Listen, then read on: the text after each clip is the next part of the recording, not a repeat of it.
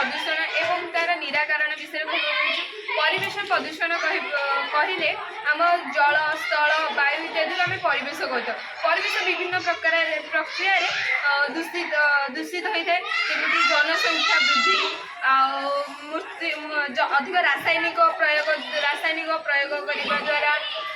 अधिक जंगल काटिबा द्वारा इत्यादि द्वारा आम परिवेश प्रदूषण होता है और अधिक मात्रा पॉलिथीन को व्यवहार करने द्वारा परिवेश प्रदूषण होता है। एथि आम जनसंख्या को नियंत्रण करवा पॉलिथीन को जिते मात्रा पाइबा ताहाकू कम करिपरिबा एवं पॉलिथीन को जिते पाइबा आम कम करिपरिबा गछ को जिते पाइबा जंगल सृष्टि करिपरिबा। चाइना पर आम भारत जनसंख्यार द्वितीय स्थान अधिकार चाइना पर आम भारत द्वितीय स्थान जनसंख्या द्वितीय स्थान अधिकार करछि आउ किछि वर्ष पर यह प्रथम स्थान अधिकार करें एथिपाई आम परिवेश सुरक्षा रखे जेपरिक आमर वायु प्रदूषण होछि